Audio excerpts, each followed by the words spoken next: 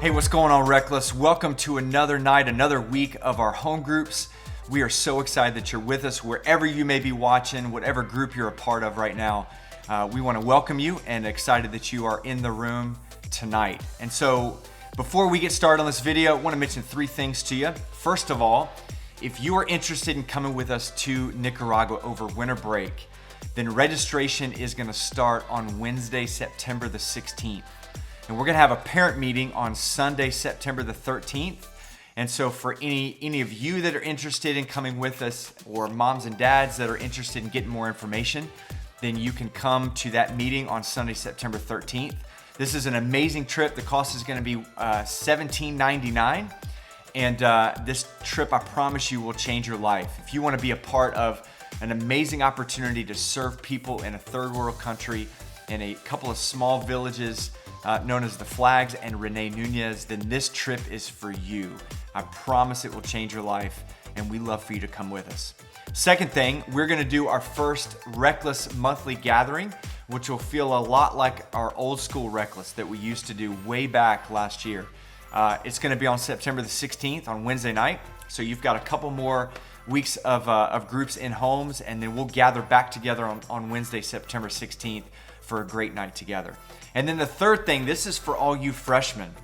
We are excited to let you know that we're going to be doing these monthly freshman hangouts starting in September all the way through this whole first semester. And these hangouts are strictly for you as freshmen, to get to know you, to give you a chance to gather and hang out with your friends. There's going to be some fun stuff we're going to be doing together. And so we'll be doing pool parties and bonfires and all that kind of stuff. And so our first one is on September the 12th. So that's just a couple weeks away, about 10 days away. So make sure that you are there for that. That's going to be at the Marble Stones. And so all the details we'll make sure that you've got. And so be on the lookout for that as well. So we are glad that you're in the room tonight. Let's get it started with some worship. Here we go.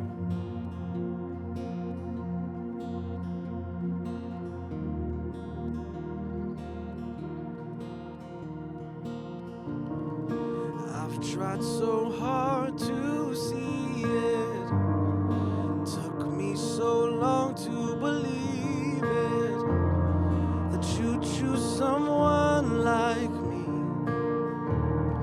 to carry your victory. Perfection could never earn it. You give what we don't deserve it.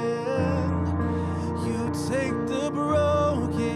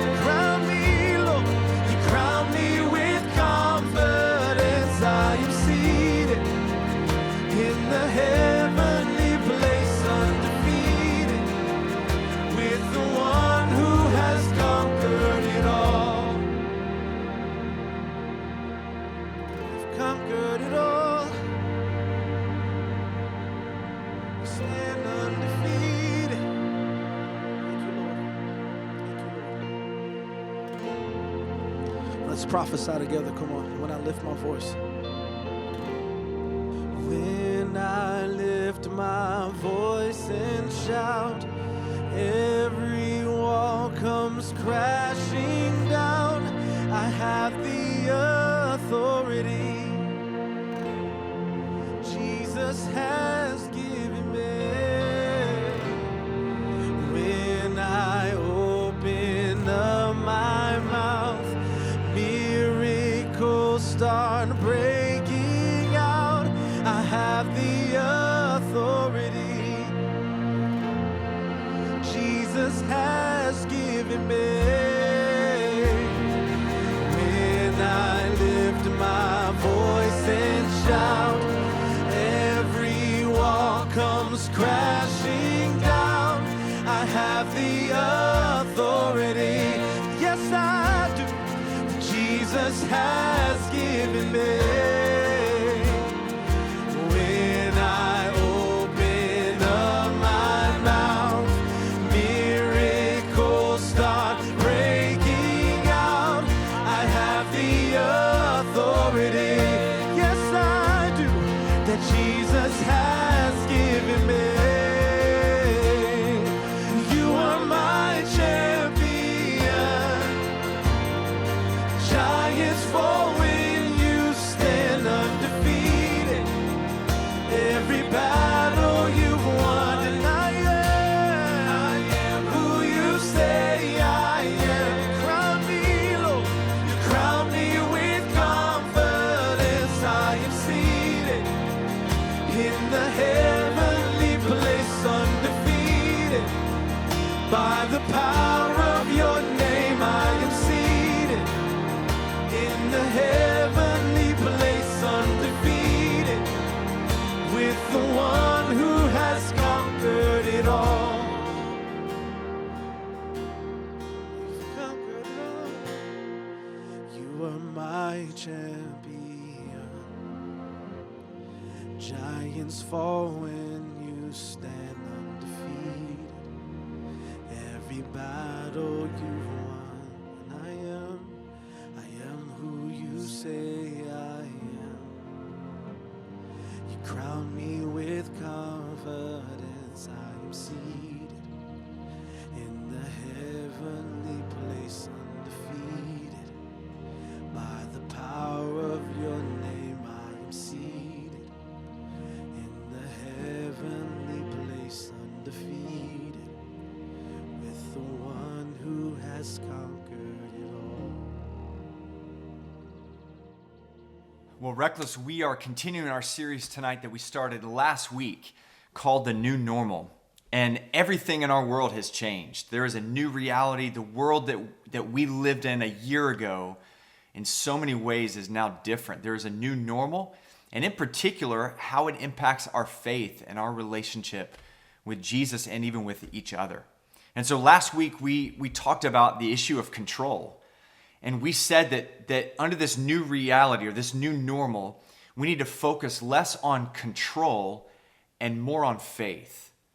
More on just letting go of the things that we don't control anyway and learning to trust God with those things and believe that God has control and that we just learn to trust Him with every detail of our lives. Now, tonight, over the next few minutes, we're going to talk about this other way in which this new normal can be good for us.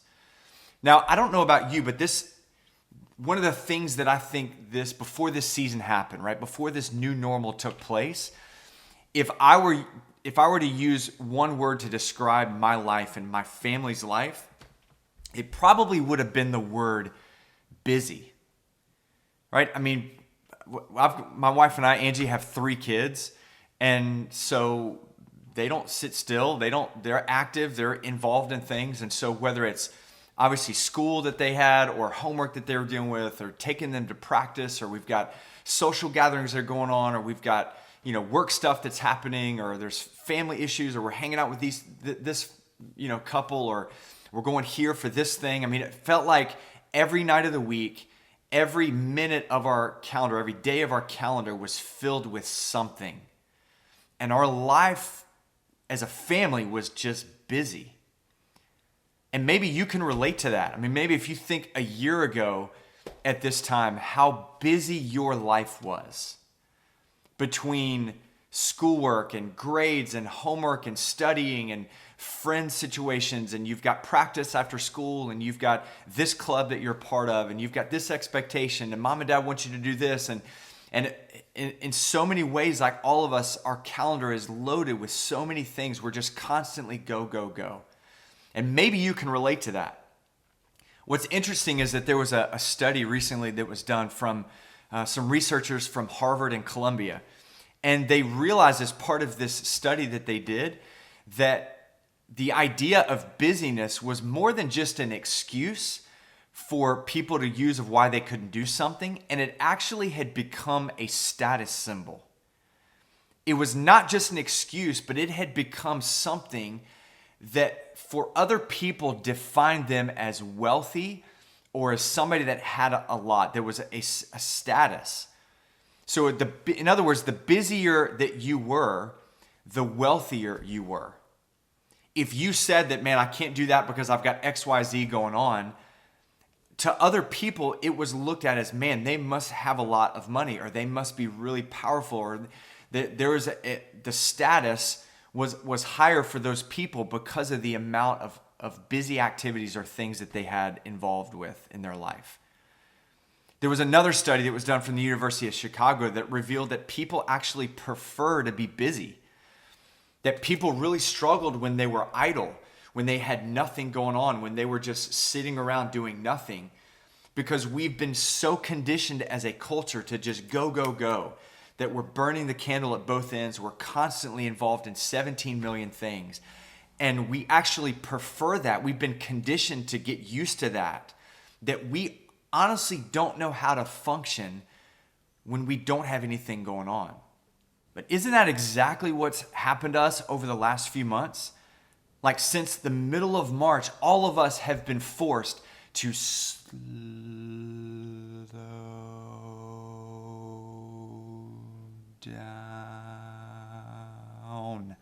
down, right? And it's driven us crazy, just like that probably just drove you crazy. Because we're not used to that. We're not used to like stopping. We're not used to slowing down. We're used to just go, go, go, busy lives all the time and just do everything. And then all of a sudden, all of that stuff got taken away from us just like that. And it's interesting to think that if stuff is so important to us that it can be taken away just like that, is it really all that valuable anyway? If it can so easily be taken away from us, is it really something for us to make that important in our lives? But you know what I think is a great benefit for us in learning to slow down is that it causes us to reset. It causes us to take a deep breath and then to begin to reassess our lives. And we begin to focus on what matters most. We can focus on what matters most. And I think that's a really good thing for all of us to learn how to do. In fact, the Apostle Paul in Philippians 1 talks about that. And here's what he says in Philippians 1:9. He says, I pray that your love will overflow more and more, and that you will keep on growing in knowledge and understanding. For I want you to understand what really matters, so that you may live pure and blameless lives until the day of Christ's return. See, Paul is actually saying that when we realize and focus on what matters most, it actually causes us to be more effective. It gets us more in line. We're able to live, as he says, pure and blameless lives until Jesus returns. Like there is a connection between us slowing down and reevaluating and prioritizing and focusing on what matters most. And on the results of that, of us being able to live a better life the way that God has intended for us to live, to be more effective, and to be, as he says, pure and blameless until Jesus returns. So this new normal has afforded all of us that opportunity, and it may have driven us crazy because we're not used to slowing down. But it also is a really good thing if we will take a look at our lives and go, okay, before things get crazy again, what really matters most? And how can I make sure that I don't lose perspective on that and can focus on that first and foremost before everything else? Now, let me give you an example of how this looks. Now, I'm sure you've seen a picture like this before, but I think in a lot of ways, this right here represents our life before everything happened with COVID, right? I mean, this was our life, and these were all the things. Like, we just loaded up our life with all this stuff. And it may have been stuff I dropped on the floor. It may have been friends. It may have been school stuff. I mean, it's whatever. Like, we just fill our life up. So we just get busy, and we don't mind it all that much because we feel like we've got the capacity to do it. And so we just load our calendar up with all these different things. And the only thing that stops us is we finally get to a point where we have nothing left. There's literally, we have no capacity in our life anymore. And so maybe it causes a mental breakdown. Maybe we just lose our mind because we're like, I cannot add one more thing to my plate. But up until that time, like, we're loading it full of stuff. And then we just operate at this level. And so we go, and it's all these, what we deem important things, and we feel like, well, we have to do it. And so we just go 24/7 at this rate. And if it comes to something else that's important, even a bigger rock in our life, like, we literally have no capacity. It can't fit into our life anymore. And so what happened in March is it caused our life to just stop, right? I mean, everything got emptied out. And all those things that we had our life full of now just stopped, and we had nothing. And so over the last 6 months, like, this is what has happened to us. And why it's so good is it's caused us to take a look at our life and all of the things that we've filled it up with, and to start to determine what matters most. And so maybe as you're looking at your life, you're going, man, I don't know how to figure out, like, what needs to stay and what needs to go. Well, let me just give you a couple things to help you. First, a great starting point is you start with your purpose. And I don't mean, like, why am I sitting here watching this video, or why am I sitting here in this third period class? I'm talking bigger than that.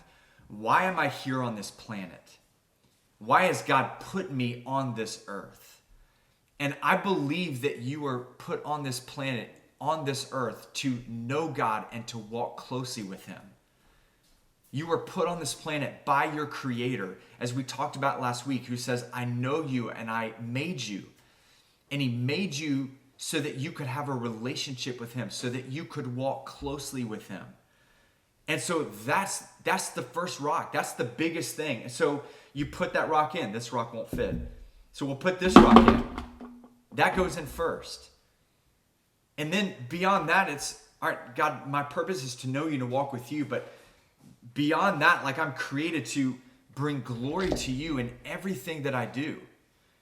And so you start to put that rock in and go, all right, God, in everything that I'm doing, I want to make sure that it glorifies and honors you. So if you start at that point, you're in a great place, because now your life is centered. The foundation is right. You are now focused on what matters most. You are focused on knowing your Creator and on bringing glory no matter what it is else beyond that you're involved in. Then after that, you just start looking at your life and going, all right, if that's my purpose, then what things in my life are going to help me live out this purpose? And so if the goal is to know God and to bring glory to Him, then everything else we're evaluating through that lens. Man, is this relationship going to bring glory to God? And if it's not, then that needs to go. Man, am I using, that baseball field or that football field, or am I using this sport or this extracurricular activity? Am I using it to bring glory and honor to God? And if I am, then it goes in. So God, let me make sure that honors and glorifies you. And so you start putting everything in based on knowing what your purpose is and making sure that it helps you accomplish that purpose. And then you can evaluate all the other things and say, man, does this distract me from that? That needs to go. Is this keeping me from accomplishing that? And here's the thing, it doesn't necessarily mean that this is all sin. It's not necessarily sinful things.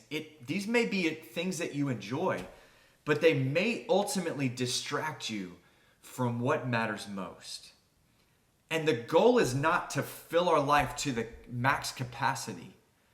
The goal is to make sure that we have a healthy balance, that we are living with our purpose in mind and everything flows out of that and for that. But we also keep healthy margin in our life. And we make sure that we don't get tied down with a bunch of busy activities that can just distract us and beat us down, and we get conditioned to just being busy for busyness sake. But now we can start evaluating our life and saying, let me make sure that I am focused on what matters most and living every part of my life through that lens. There's a great passage in the book of 2 Timothy, and the Apostle Paul is writing to a younger believer, a young pastor named Timothy, and he's given him some really great wisdom and instruction, which is very similar to what we were just talking about. And here's what he says in chapter 2, verse 20. He says, "In a wealthy home, some utensils are made of gold and silver, and some are made of wood and clay. The expensive utensils are used for special occasions, and the cheap ones are for everyday use." Now, you may look at that and go, I have no idea what he's talking about. Here's what he says in verse 21. "If you keep yourself pure, you will be a special utensil for honorable use. Your life will be clean, and you will be ready for the master to use you for every good work." What Paul is warning Timothy is he goes, hey, you're going to have the opportunity to make your life about a lot of different things. And some of them can be good and important, but some of them are best. And don't ever let your life be filled with good things at the expense of what's best. He actually says, if you will rid yourself, get rid of those things, those inexpensive things, those cheap things, those things that just aren't as valuable, they're not what matters most. If you will rid your life of those things, your life will be clean and you will be ready for the master, talking about God, ready for him to use you for every good work. I think when we do the same thing, when we eliminate the things that distract us and we focus on what matters most, then our life is a valuable tool in the hands of our Creator. And now we can begin to live out our God-given purpose. We can begin to understand who we were meant to be, and we can experience the incredible life that God has created us for. The first time I read this particular passage, or one of the first times, I was a young married guy. Angie and I had only been married just maybe a year or two. And so I was in a little bit of a battle in my life, in that I had moved to Nashville, wanted to be in this band, and so things were kind of not working out the way that I was hoping.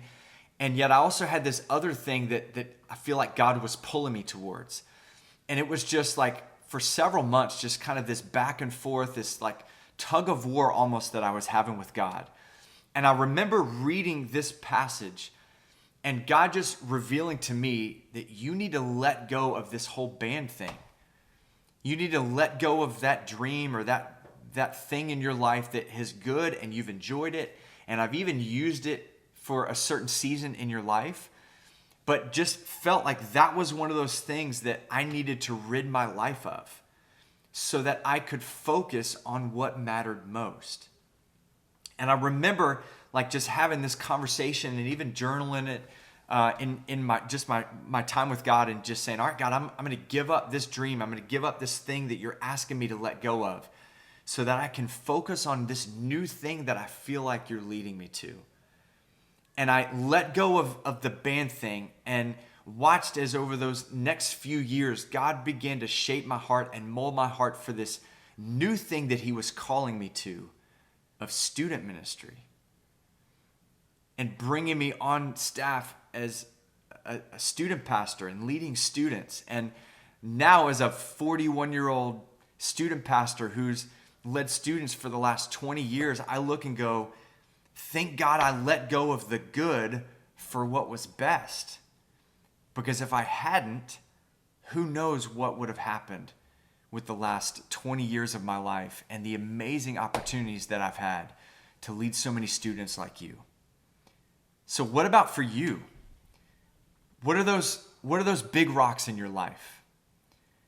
What are those things that maybe you have filled your life and you've made your life so busy that you need to just let go of? You need to cast aside. You need to reset your life and evaluate where you're at and begin to put the big rocks in your life to allow you to begin to live out your God-given purpose and to experience the abundant life, the purpose-filled life that you were created for.